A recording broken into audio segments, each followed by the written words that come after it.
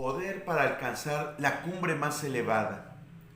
Llegar a la cumbre de una montaña como el Everest no es algo que se pueda hacer de paseo un domingo por la tarde.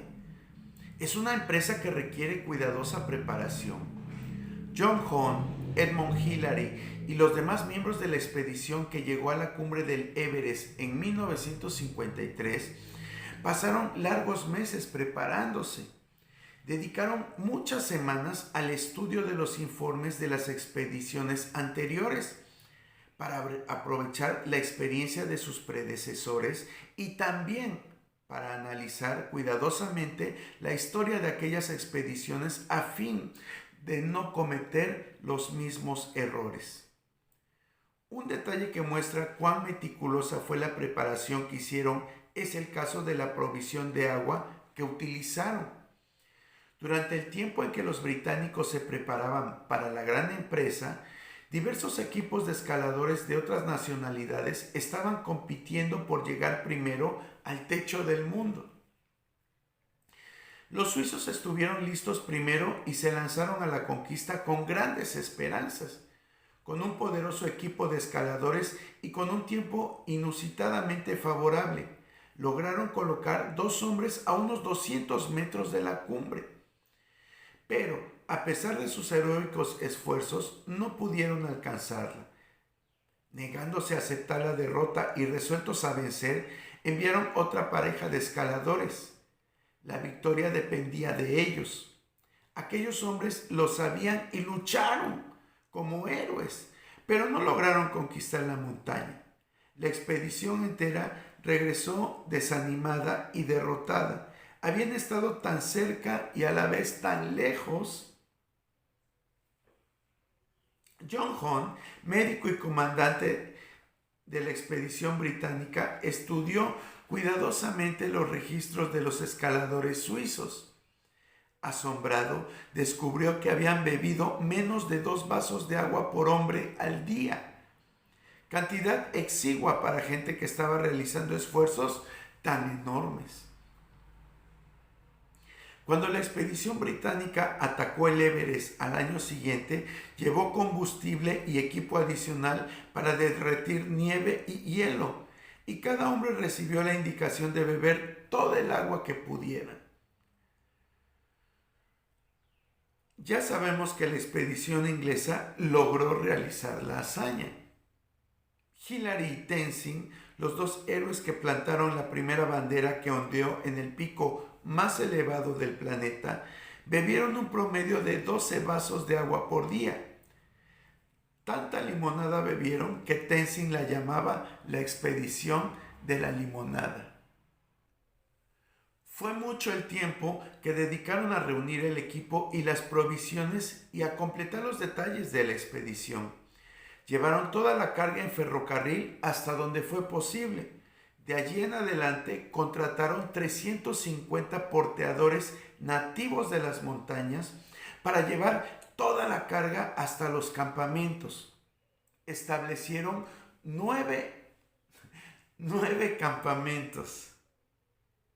El primero estaba a 5.440 metros de altura y el noveno a 200 metros de la cumbre. En el primer campamento pasaron 3 semanas aclimatándose y adaptándose a las alturas. Los pulmones se expandían y los músculos se tensaban como cuerdas con el ejercicio a fin de soportar la prueba de asalto final. El campamento base se situó a 6.000 metros de altura. Allí la aclimatación era más lenta porque la médula ósea debía adaptarse para producir más glóbulos rojos portadores de oxígeno. En el tercer campamento, a 6.150 metros, sintieron los efectos de la falta de oxígeno. A esas alturas, el enrarecimiento del aire produce confusión mental, entusiasmo decreciente, náuseas, aceleración del pulso, visión nublada y peligroso aturdimiento. Cuando Hillary y Tenzing llegaron a la cumbre, no lo hicieron por casualidad ni sorpresivamente. Estaban preparados para el momento, eran los hombres del destino.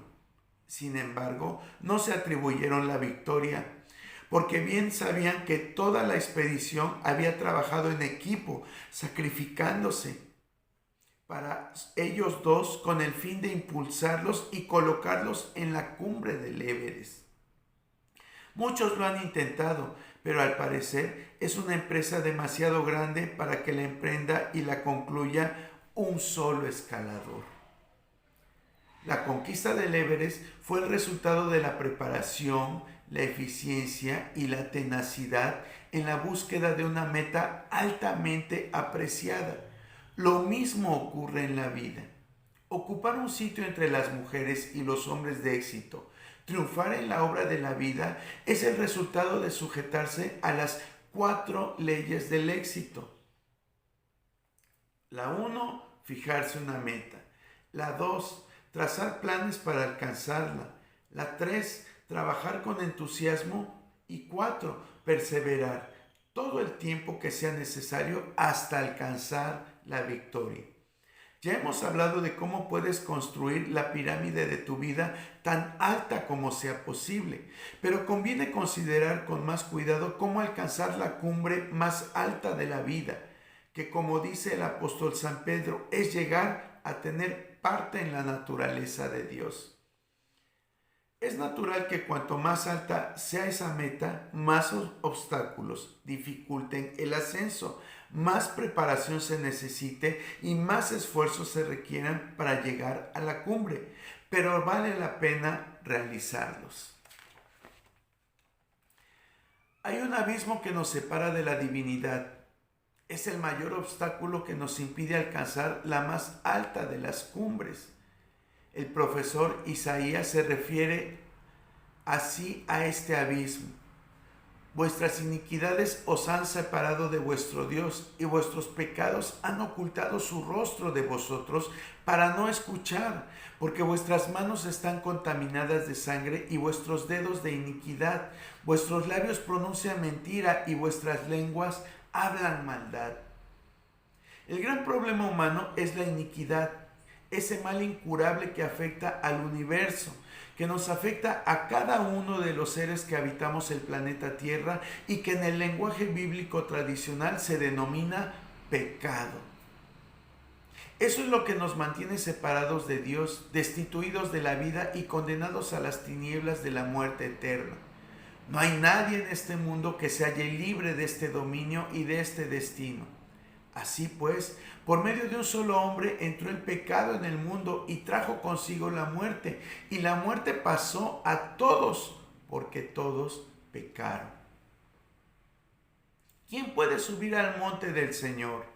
Señor, ¿quién puede habitar en tu santo monte?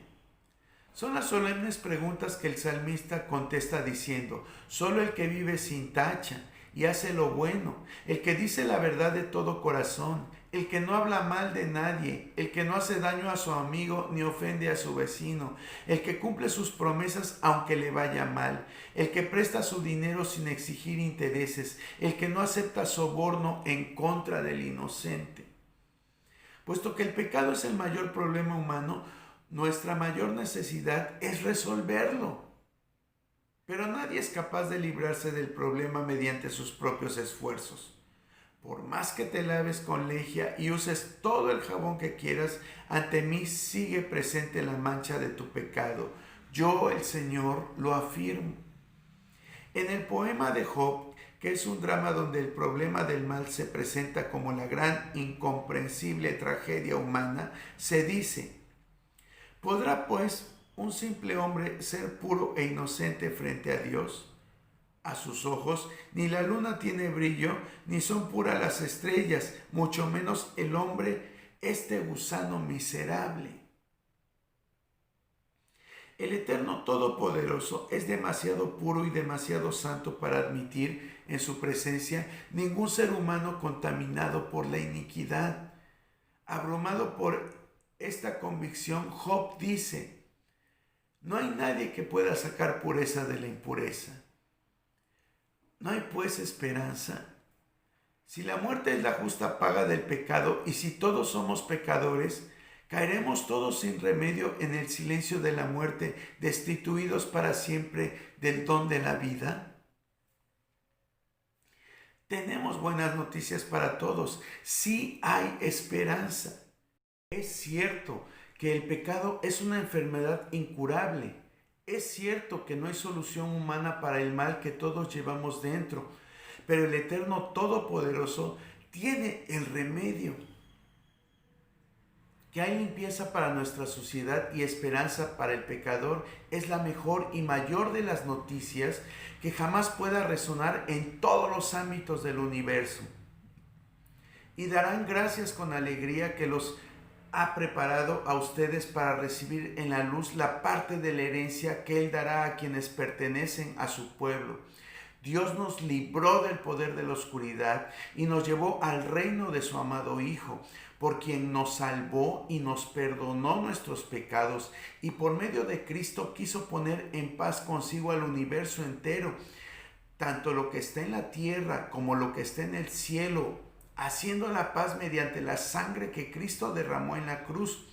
Pero para esto deben permanecer firmemente basados en la fe, sin apartarse de la esperanza que tienen por el mensaje de salvación que oyeron. Este es el mensaje que se ha anunciado en todas partes del mundo y que yo, Pablo, ayudo a predicar. Cuando alguien en la hora suprema de su vida hizo esta solemne pregunta, ¿qué debo hacer para ser salvo?, recibió esta clara respuesta: cree en el Señor Jesucristo y serás salvo. No sé cuál es tu estado de ánimo en este momento. Es posible que la vida te sonría y te consideres dichoso. Es posible que no sientas preocupaciones por el pasado ni temores respecto al porvenir. Es posible que disfrutes de salud, dicha, bienestar y felicidad. Ahora bien, a todo el mundo le llega un momento en que adquiere conciencia del valor de la vida, un momento en que algo en su interior le ordena considerar la seriedad de la existencia. Un momento en el que de pie ante el misterio de la vida y de la muerte le afloran de lo más profundo de su ser anhelos de eternidad. Es entonces cuando su espíritu se despoja de las pequeñeces con que suele alimentarse para pensar en Dios, en la justicia retributiva y en el más allá. Es cuando su ser entero reclama una respuesta clara a su más angustiosa interrogante: ¿qué debo hacer para ser salvo? Y siempre recibirá la respuesta que Dios estableció: cree en el Señor Jesucristo y serás salvo tú y tu familia. En ningún otro hay salvación, porque Dios no nos ha dado a conocer el nombre de ningún otro por el cual podamos ser salvos.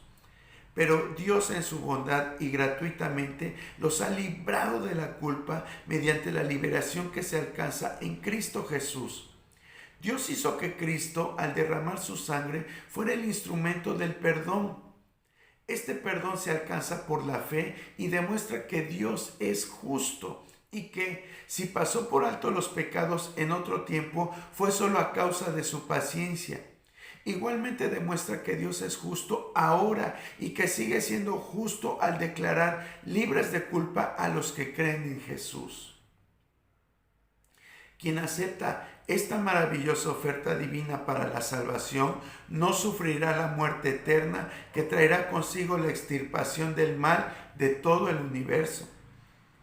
Considera pues este asunto de acuerdo a la enormidad de su importancia y procura tomar la decisión más trascendental de la vida en el momento apropiado. En realidad, siendo que no puedes asegurar que tendrás tiempo mañana para arreglar el asunto más decisivo de tu vida, el momento más apropiado es ahora.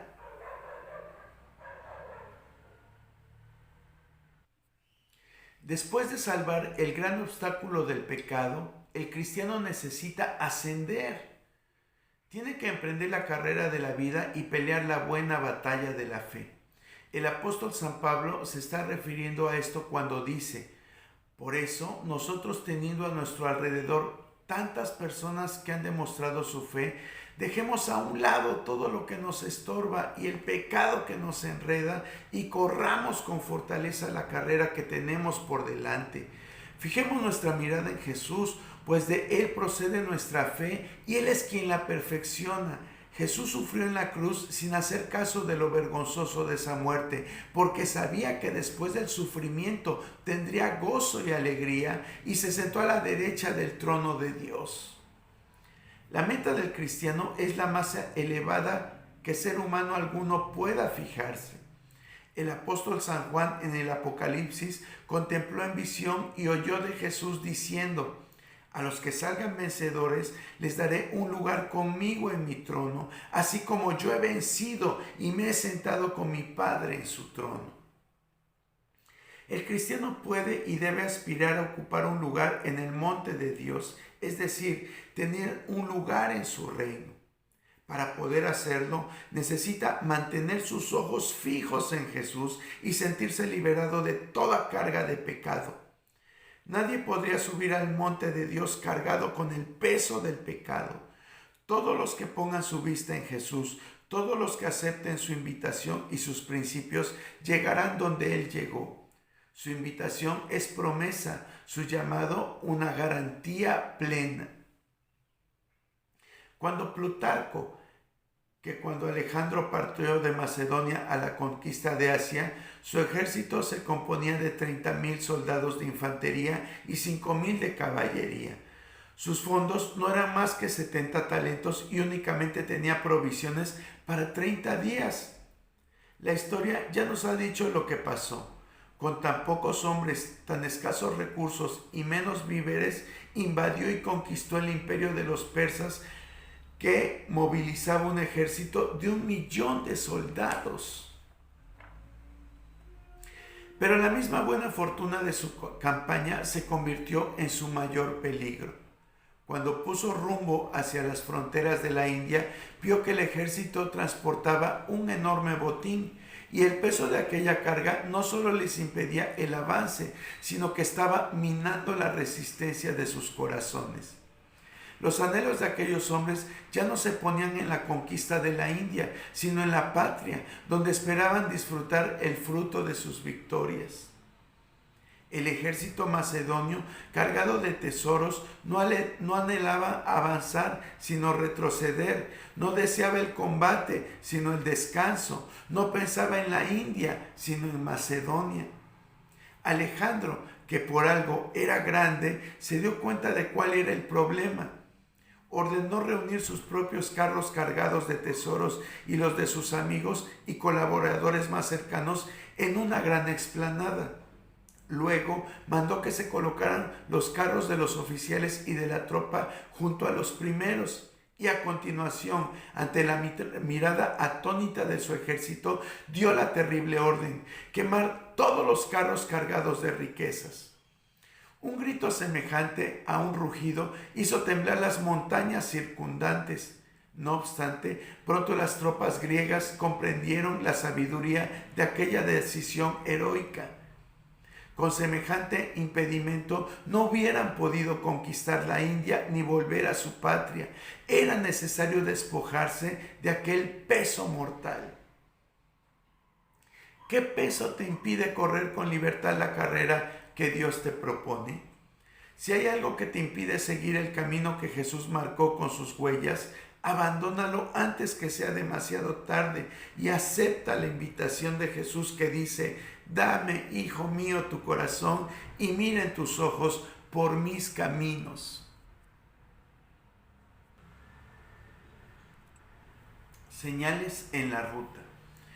Es la gracia, el regalo inmerecido divina, lo único que puede librar a cada ser humano de la condenación y el dominio del mal.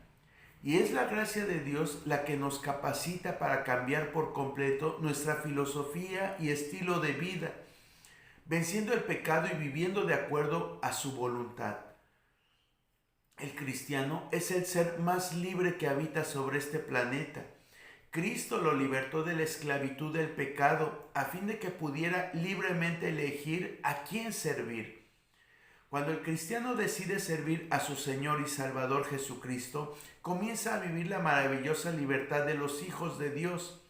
Entonces comprende el sentido de la promesa de Jesús. Conocerán la verdad y la verdad los hará libres.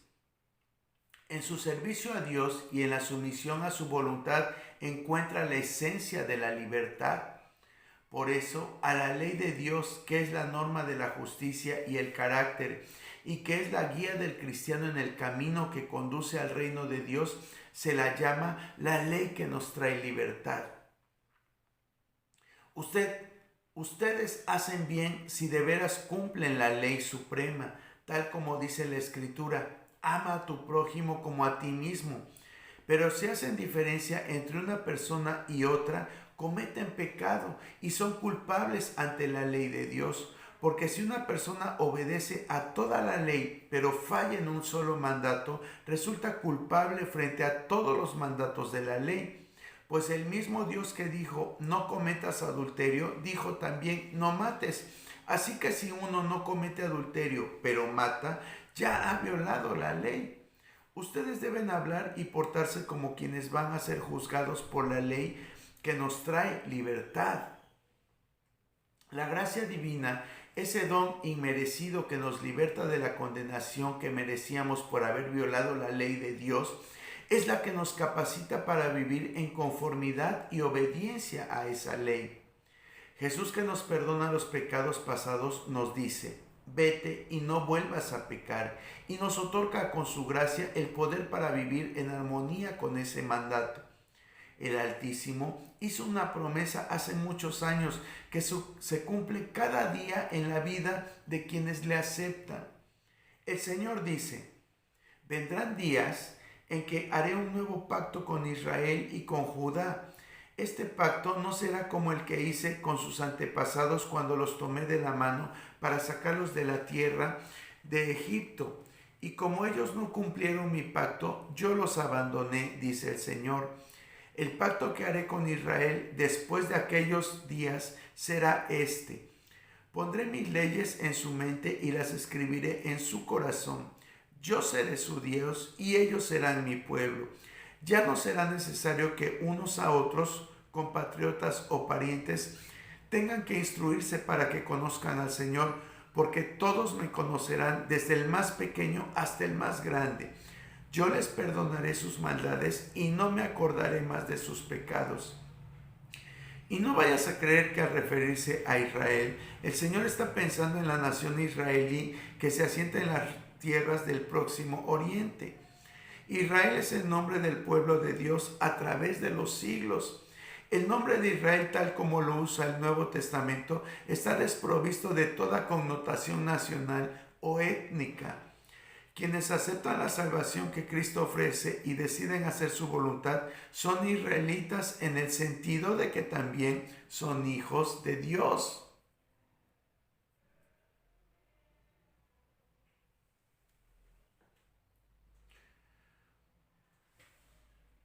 Ahora fíjate en la promesa. Dios promete hacer un nuevo pacto con Israel, un pacto diferente al que hizo con la nación hebrea cuando la sacó de la tierra de Egipto. Este asunto del pacto o alianza de Dios con su pueblo es muy importante y muy profundo. Cuando el Señor sacó al pueblo de Israel de Egipto y lo estableció como nación, hizo un pacto con Israel. Es que la relación entre Dios y su pueblo, entre Dios y sus hijos, es una relación basada en una alianza o pacto. La relación entre Dios y sus hijos se rige por un convenio semejante al convenio que rige la relación conyugal. El amor es lo que da valor al compromiso que se establece entre el esposo y la esposa. De la misma manera, el amor vincula a Dios con sus hijos. En aquel antiguo pacto, las leyes, normas, mandamientos y ordenanzas que el pueblo debía cumplir y que se comprometió a obedecer estaban escritas en 2 tablas de piedra y en un libro. Eran una colección de reglas, una lista de obligaciones que ellos se esforzaban por obedecer y cumplir. La obligación de obedecer estaba en contra de sus inclinaciones. La obediencia se convirtió en carga insoportable. Es pues natural que no pudieran cumplir su compromiso de obedecer. En cambio, en el nuevo pacto, Dios dice: pondré mis leyes en su mente y las escribiré en su corazón. Yo seré su Dios y ellos serán mi pueblo. En el nuevo pacto, los mandamientos de Dios no son una lista de deberes morales, sino un principio guiador que está implantado en la mente y el corazón del creyente. Cuando el cristiano obedece la ley de Dios, no se somete a órdenes y obligaciones que le imponen desde el exterior, sino que responde a los impulsos de su propio ser, porque Dios ha impreso su ley como principio en su mente y en su corazón. Por eso el cristiano no es un neurótico obligado a obedecer una serie de reglas que se hallan en frontal oposición con sus deseos e inclinaciones. Freud se equivocó cuando dijo que el cristiano está sometido a la ley de un amo extraño y que por eso la religión es la neurosis compulsiva de la humanidad. El principio del amor, que es la esencia de la ley y está implantado en el corazón, hace al cristiano una persona libre, feliz y equilibrada. Nadie obliga al cristiano a obedecer la voluntad de Dios. Lo hace porque quiere hacerlo. Por eso solicita a cada momento la gracia capacitadora de Dios para poder amar a Dios con todo su corazón y a su prójimo como a sí mismo. Por todo ello, la ley de Dios se llama la ley suprema o ley real, porque es la ley que rige las relaciones de Dios con sus criaturas y su universo. Es la ley del amor. Quien tiene ese principio en su mente y ya vive una relación de pacto con Dios, atiende gustoso las indicaciones de Jesús. Si ustedes me aman, obedecerán mis mandamientos. Si obedecen mis mandamientos, permanecerán en mi amor, así como yo obedezco los mandamientos de mi Padre y permanezco en su amor. Conoce los principios prácticos para la vida que Dios definió en su santa ley. Te conviene conocerlos porque son guías para permanecer en el camino, para ascender en el sendero de la preparación y tener un lugar en el monte de Dios. Son indicaciones que te dicen cómo debes dirigir tu conducta y que explican la diferencia entre el bien y el mal, entre lo justo y lo injusto. Si vives de acuerdo a los principios establecidos en la ley de Dios, gozarás la paz del ser humano justo y libre. Mucha paz gozan los que aman tu ley y no hay para ellos tropiezo. Cuando los alpinistas suben a una montaña, se sujetan entre sí con una soga. Es una precaución en extremo necesaria porque el ascenso es muy peligroso. Si uno de ellos cae, otro puede clavar rápidamente su piolet en el hielo o en la nieve helada y detener así la caída. Si uno resbala en una grieta profunda, otro miembro del grupo puede sacarlo con ayuda de la cuerda que los une. El 26 de abril de 1953, cuando Hillary y Tenzin hacían su primera ascensión juntos, el primero saltó temerariamente sobre una grieta de la escarpada cascada de hielo. Atado a él venía su compañero. Hillary narra así el incidente. Fue demasiado para el borde voladizo, que se desprendió con un ruido seco y se precipitó hendidura adentro conmigo encima. No tuve tiempo para pensar. Solo supe que debía evitar verme aplastado contra el hielo por el bloque que caía girando y violentamente apoyé los pies provistos de crampones contra una de las paredes y los hombros contra la otra. Un instante después sentí que la cuerda se tensaba y vi que el bloque rodaba lejos de mí. Tenzin había reaccionado con rapidez, manipulaba la cuerda con una superior habilidad, como lo demostró en esa ocasión en que tan cerca estuve de una catástrofe. En la tarde de ese mismo día, ya en la seguridad del campamento base, dijo en tono serio y solemne: sin Tenzin yo no habría pasado de hoy. En la carrera del cristiano, en su ascensión hacia la cumbre, necesita compañía. El Todopoderoso ha prometido estar con nosotros. Al hombre que honra al Señor, Él le muestra el camino que debe seguir.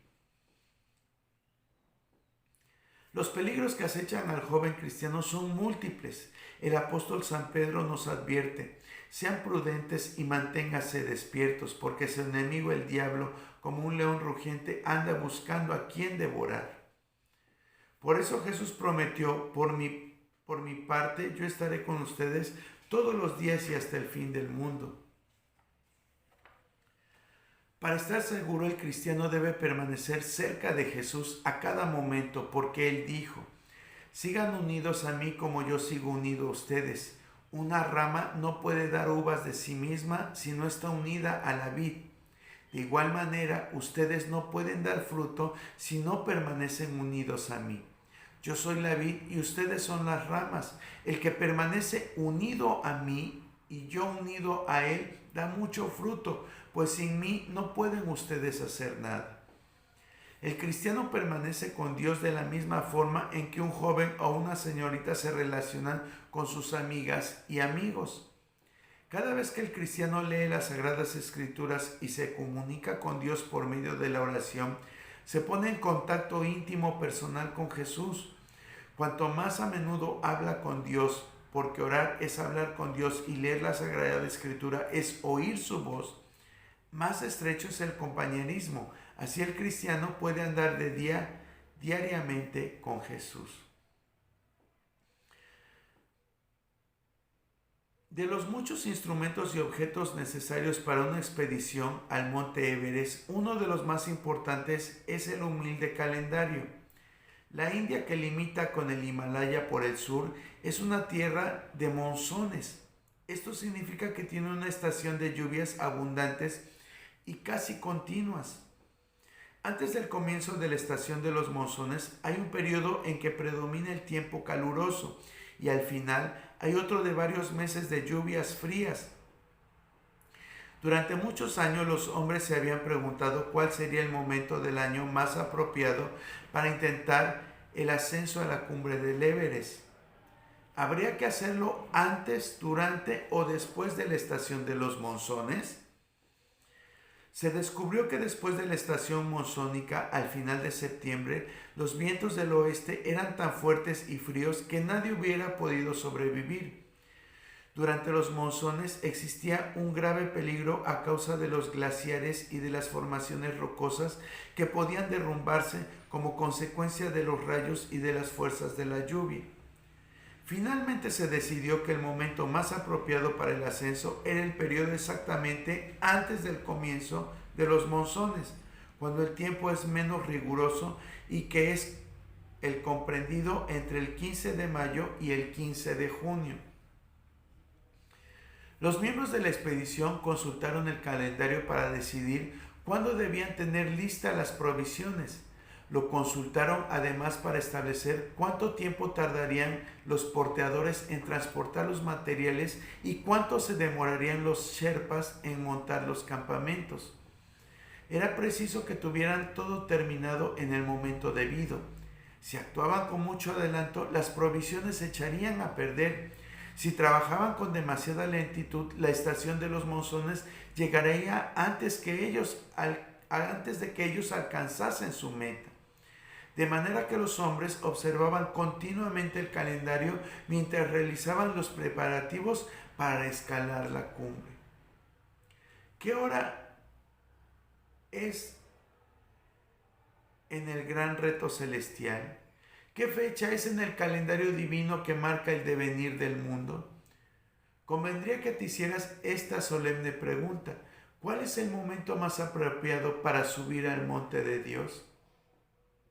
La Biblia habla del fin del mundo.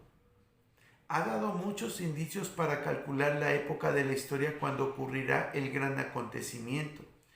Los estudiantes de las profecías bíblicas saben que Jesús dio una serie de señales que indicarían la proximidad del fin y saben también que todas las señales se están cumpliendo rápidamente.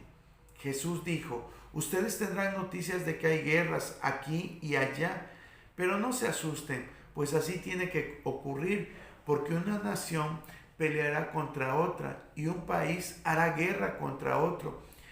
Y habrá hambres y terremotos en muchos lugares, pero todo eso es apenas el principio de los dolores.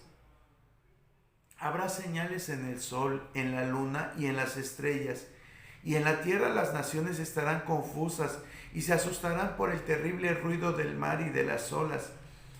La gente se desmayará de miedo al pensar en lo que va a suceder al mundo, pues hasta las fuerzas celestiales temblarán.